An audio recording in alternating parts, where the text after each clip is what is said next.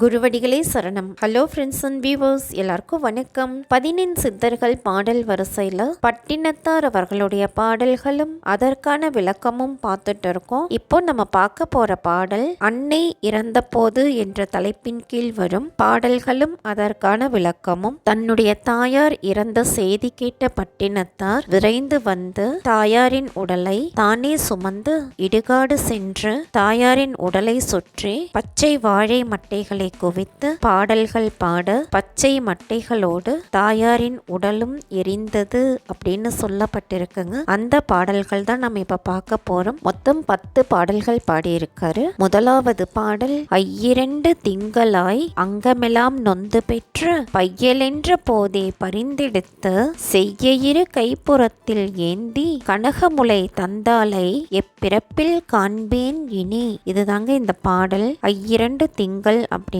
5 × 2 10 மாதங்கள். அங்கம் அப்படின்னா உடல், பையல் அப்படின்னா ஆண் குழந்தை. சோ இந்த பாட்டோட பொருள் என்ன அப்படின்னா 10 மாதங்களாக தன் வயிற்றில் சுமந்து கருவுயிர்க்கும் காலத்தில் கால் முதல் தலைவரை உள்ள உறுப்புகள் எல்லாம் வருத்தம் அடைந்து இன்று பிறந்தது ஆண் குழந்தை என்று அருகில் இருப்பவர் கூற கேட்ட உடனேயே தன் வருத்தத்தை எல்லாம் மறந்து தன் 2 கைகளாலும் எடுத்து பொன் போன்ற நிறமுடைய கொங்கை பாலை ஊட்டி வளர்த்த என் தாயை இனி எந்த பிறவியில் காண்பேன் அப்படின்னு கேட்டிருக்காரு. இதுதாங்க இந்த பாட்டோட பொருள். அடுத்தது பாடல் 2. முந்தி தவம் கிடந்து 300 நாள் சுமந்தே அந்தி பகலாய் சிவனை ஆதரித்து தொந்தி சரிய சுமந்து பெற்ற தாயார் தமக்கோ எரிய தழல் மூட்டுவேன். இதுதாங்க அந்த பாடல். அந்தி அப்படின்னா இரவு, தொந்தி அப்படின்னா வயிறு, தழல் அப்படின்னா நெருப்பு. சோ இந்த பாட்டோட பொருள் என்ன அப்படின்னா மக்கட்பேறு வேண்டும் என்று முன்னால் தவம் செய்து கிடந்த அந்த தவ பயனால் கருவுற்றால் அந்நாள் முதல் இரவு பகலாய் சிவபெருமானை வணங்கி கரு வளருந்தோறும் வயிறு சரிந்து தள்ள என்னை சுமந்தால் அவ்வாறு பெற்ற அன்னைக்கோ பற்றி எரியும்படி நெருப்பை மூட்ட வேண்டும் என்னே இக்கொடுமை அப்படின்னு சொல்லியிருக்காரு. இதுதாங்க இந்த பாட்டோட பொருள்.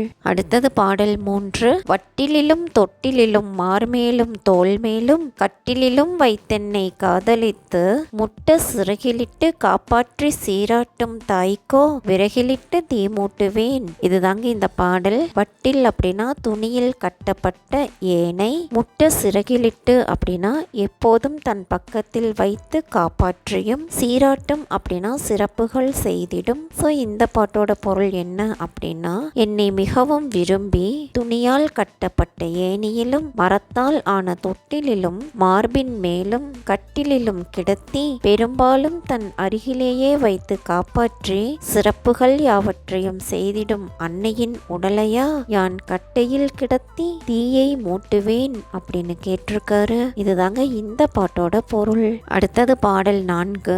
நொந்து சுமந்து பெற்று நோவாமல் ஏந்தி முளை தந்து வளர்த்தெடுத்து தாழாமே அந்திப்பகல் கையிலே கொண்டு என்னை காப்பாற்றும் தாய் தனக்கோ மெய்யிலே தீ மூட்டுவேன். இதுதாங்க இந்த பாடல். தாழாமே அப்படின்னா காலம் தாழ்த்தாமல், அந்தி அப்படின்னா இரவு, மெய் அப்படின்னா உடல். சோ இந்த பாட்டோட பொருள் என்ன அப்படின்னா தன் உடல் முழுவதும் வருந்தும்படி என்னை தன் வயிற்றிலே 10 மாதங்கள் சுமந்திருந்து பெற்ற பின்பு என் உடல் முழுவதும் வருந்தாதபடி தன் கையில் மென்மையாக தாங்கி எனக்கு பசித்த போதெல்லாம் பாலூட்டி வளர்த்து எடுத்த காலம் தாழ்த்தாமல் இரவு பகலாய் தன் கையில் தழுவிக்கொண்டு என் அன்பான தாய்க்கோ அவளது உடல் பற்று எரியும்படி நெருப்பு மூட்டுவேன் அப்படின்னு சொல்லியிருக்காரு. இதுதாங்க இந்த பாட்டோட பொருள். அடுத்தது பாடல் 5. அரிசியோ நானிடுவேன் ஆத்தாள் தனக்கு வரிசையிட்டு பார்த்து மகிழாமல்